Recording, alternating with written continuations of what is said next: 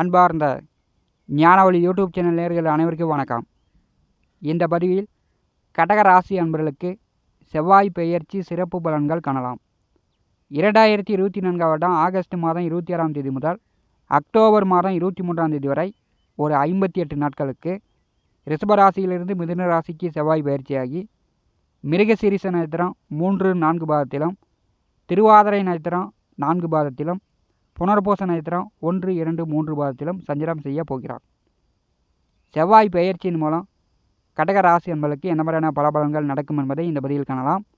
நம்முடைய ஞானவழி யூடியூப் சேனலை பார்த்து கொண்டிருக்கக்கூடிய அன்பர்கள், இதுவரை சப்ஸ்கிரைப் செய்யாத அன்பர்கள் மறக்காமல் நம்முடைய சேனலை சப்ஸ்கிரைப் செய்து கூட இருக்கின்ற ஆல் பட்டன் அழுத்திங்க. நன்றி. கடக ராசி அன்பர்கள், வேட்டைக்கு தயாராகுங்கள். உங்கள் ராசிக்கு 12வது வீட்டிலே செவ்வாய் அடுத்த 58 நாட்கள் சஞ்சாரம் செய்ய போகிறார். இப்போ உங்கள் வசதி வாய்ப்புக்கு பணம் சம்பாதிப்பதற்கு, வெளியூர் வெளியிடம் வெளிநாடு செல்வதற்கு நீங்கள் தயாராகுங்கள். அதற்குண்டான வாய்ப்புலாம் வரப்போகிறது. கடகராசிக்கு செவ்வாய் பகவான் யார் என்பதை காணலாம். கடகராசிக்கு பூர்வ புண்ணிய பஞ்சம புத்திர தொழில் ஜீவன கர்மாதிபதியாக செவ்வாய் பகவான் வருகிறார். அதாவது 5ஆம் வீட்டிற்கும் 10ஆம் வீட்டிற்கு செவ்வாய் அதிபதி, காலபுருஷனுக்கு 1, 8ஆம் வீட்டிற்கு அதிபதியாக வருகிறார். கடகராசிக்கு காலபுருஷனுக்கு அஷ்டமம் தான் உங்களுக்கு பூர்வ புண்ணியமாக வருகிறது. புண்ணியாதிபதி செவ்வாய் பகவான் ஜென்ம ராசியில் நேசம் பெறுவார். ஜென்ம ராசி அதிபதி சந்திர பகவான் பூர்வ புண்ணியஸ்தானமான விருச்சிக ராசியில் நேசம் பெறுவார். பெரும்பாலும் கடகராசி அன்பர்கள் பூர்வீகத்தை விட்டு தொழிலுக்காக, வேலைக்காக, ஜீவனத்திற்காக வெளியூர் வெளியிடம் வெளிநாட்டுக்கு செல்லும் அமைப்பு உண்டு. கடகராசிக்காரர்களுக்கு பூர்வ புண்ணியாதிபதி உங்களுக்கு அஷ்டமமாக வரும்போது பூர்வீக சொத்துக்களை விட்டு வெளியில் போய் வேலை, தொழில், ஜீவனம் நடத்தக்கூடிய அமைப்பு உண்டு. தந்தை தாத்தா வழிபட்ட குலதெய்வ வழிபாடு பெரும்பாலும் கடகராசி என்பளுக்கு தடை ஏற்படும். பெரும்பாலும் குலதெய்வம் கோயில் எங்கே இருக்குதுன்னே தெரியல அப்படின்னு சொல்லக்கூடிய கடகராசி அன்பர்கள்லாம் உண்டு. விவசாயிகள், உணவு உற்பத்தியாளர்கள், வியாபாரிகள், அரசியல்வாதிகள் கடகராசியில் பிறந்தவர்கள் உண்டு. காவல்துறை, இராணுவம், தீயணைப்புத்துறை, மருத்துவம், அரசியலில் பெரும் பதவி வைக்கக்கூடிய அமைப்பு இவர்களுக்கு உண்டு. செவ்வாய் பகவான் உங்களுக்கு ஏற்படுத்துகிறார். கடகராசிக்கு பூர்வ புண்ணியஸ்தானத்திற்கும் தொழிற்ஸ்தானத்திற்கு செவ்வாயே அதிபதியாக வரும்போது புண்ணியம், கர்மா இரண்டும் இவர்களே அனுபவிக்கக்கூடியவர்கள். செவ்வாய் பகவானுடைய காரகத்துவங்கள் காணலாம். 9 நவகிரகங்களில் செவ்வாய் பகவான் காலபுருஷனுக்கு 1, 8ஆம் வீட்டின் அதிபதி.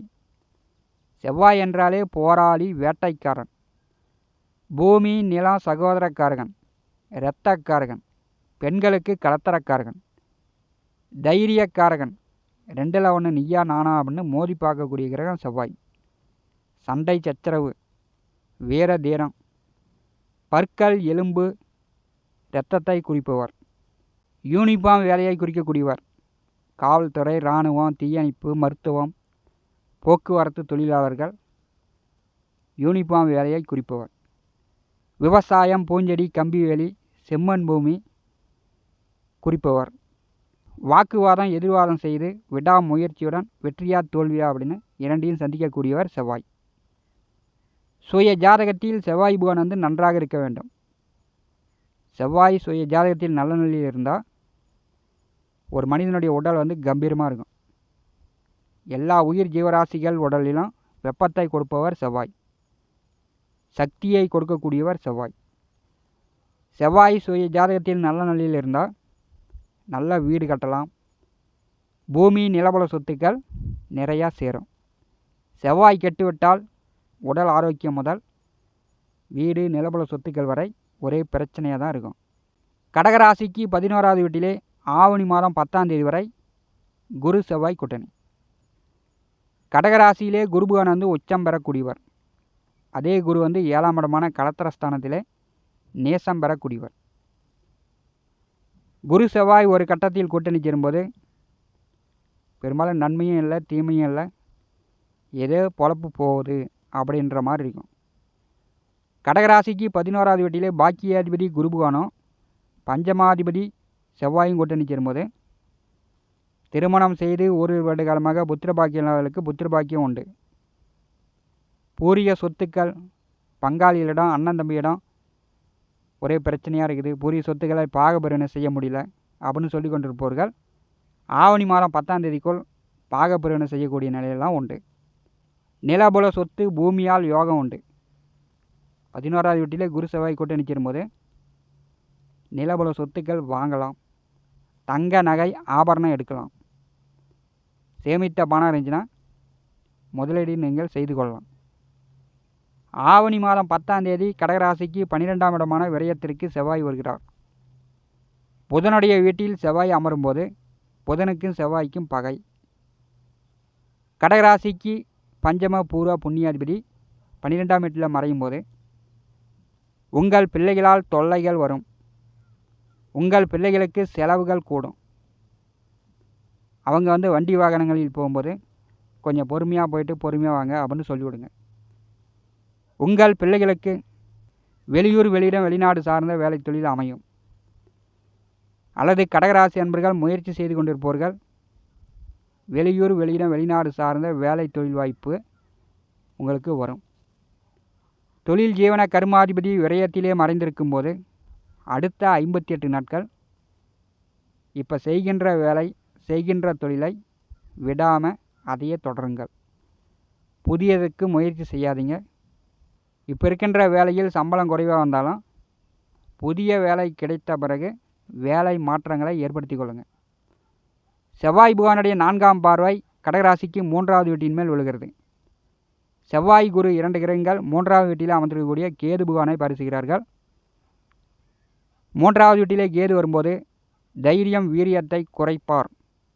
தம்பி தங்கை உடன் பிறந்தவரிடம் கொஞ்சம் போட்டி பொறாமை பகை விரோதங்களை ஏற்படுத்துவார். நீங்கள் தம்பி தங்கை உடன் பிறந்தவரிடம் பெரும்பாலும் நன்மைகள் எதிர்பார்க்க முடியாது. தைரியமாக எந்த ஒரு காரியத்தையும் முயற்சி செய்ய முடியாது. ஒரு தடவைக்கு பல தடவை முயற்சி செஞ்சாலும் யாராவது ஏதாவது ஒன்று சொல்லுவாங்க, நம்மளை தப்பாக பேசுவாங்க அப்படின்னு தனக்குத்தானே ஒரு குழப்பங்களை ஏற்படுத்தி கொண்டிருப்பார் கேது. 3வது வீட்டை செவ்வாய் பார்வை செய்யும்போது தம்பி தங்கை உடன் பிறந்தவரிடம் கொஞ்சம் கருத்து வேறுபாடு இல்லாமல் கடகராசி என்பர்கள் பார்த்து கொள்வது நல்லது. 12வது வீட்டிலே செவ்வாய் அமர்ந்து 7ஆம் பார்வையால் கடகராசிக்கு 6ஆம் வீட்டை பார்வை செய்கிறார். கடகராசி என்பர்கள் உங்கள் தேவைக்காக ஒரு சிலர் கடன் காட்சி வாங்கக்கூடிய வாய்ப்பு உண்டு. பழைய கடன் பழைய பாக்கி இருந்துச்சுன்னா ஒரு சிலர் கொடுத்து அடைப்பதற்கான வாய்ப்பு உண்டு. வேலை சார்ந்து தொழில் சார்ந்து வீட்டை விட்டு வெளியில் தங்கி வேலை பார்க்கக்கூடிய நிலையெல்லாம் உண்டு. வேலை மாற்றம் இடமாற்றங்களை சந்திக்கலாம். செவ்வாய் பகவானுடைய 8ஆம் பார்வை 7ஆம் இடமான கலத்தரஸ்தானத்தின் மேல் விழுகிறது. கணவன் மனைவிக்குள் கருத்து வேறுபாடு இல்லாமல் சண்டை சச்சரவு இல்லாமல் பார்த்து கொள்வது நல்லது. அதே வழியில் நண்பர்கள் உறவினர்கள் வழியில் கொடுக்கல் வாங்கல் இல்லாமல் பார்த்துங்க. பணம் கொடுத்தாலும் பணம் வாங்கினாலும் கொஞ்சம் அதன் மூலமாக பிரச்சனை வரக்கூடிய வாய்ப்பு உண்டு. கடகராசிக்கு 8வது வீட்டிலே சனி பகவான் அமர்ந்திருக்கிறார். அவர் வக்கரகதியில் பின்னோக்கி செல்லும் பொழுது நவம்பர் மாதம் வரை சனி பகவானால் பெரிய அளவு கடகராசி என்பதற்கு தொந்தரவுகள் குறைவு. உடல் ஆரோக்கியம் நன்றாக இருக்கும். விரயச் செலவுகளும் மனதளவிலும் உடல் அளவிலும் ஏற்பட்ட தொந்தரவுகளும் கொஞ்சம் குறையும். சனி பகவானுடைய நேர் 7ஆம் பார்வை 2ஆம் வீட்டின் மேல் விழுகிறது. யாரிடமும் எதிர்வாதம் செய்யாமல் வாக்குவாதங்களில் ஈடுபடாமல் பேச்சிலையும் உங்கள் வாக்குலையும் கடகராசி என்பர்கள் கவனமாக இருக்கணும். பண விஷயங்களிலும் குடும்ப விஷயங்களிலும் கொஞ்சம் கவனமாக இருக்கணும். குடும்ப உள் விவகாரங்களை வெளியில் மற்றவர்கள் யாரிடமும் பேசாமல் இருப்பது கடகராசி என்பர்களுக்கு நல்லது. கடகராசிக்கு ராஜ யோகாதிபதி செவ்வாய் பகவான் 12வது வீட்டில் சஞ்சாரம் செய்யும்போது அடுத்த 58 நாட்கள் தூங்காமல் உறங்காமல் ஓய்வு இல்லாமல் உழைக்கக்கூடிய நிலையெல்லாம் வரும். அதனால் கடகராசி அன்பர்கள் ஓய்வு எடுத்துக்கொள்ளுங்கள். இரவில் படுத்து நன்றாக தூங்குங்கள். விரயச் செலவுகளை பெரும்பாலும் குறைத்து கொள்ளுங்கள்.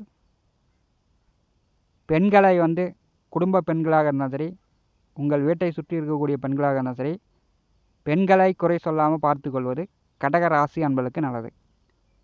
இந்த காணொலியை பற்றி உங்களுடைய மன கருத்துக்களை நம்முடைய கமெண்ட் பாக்ஸில் பதிவு செய்யுங்கள்.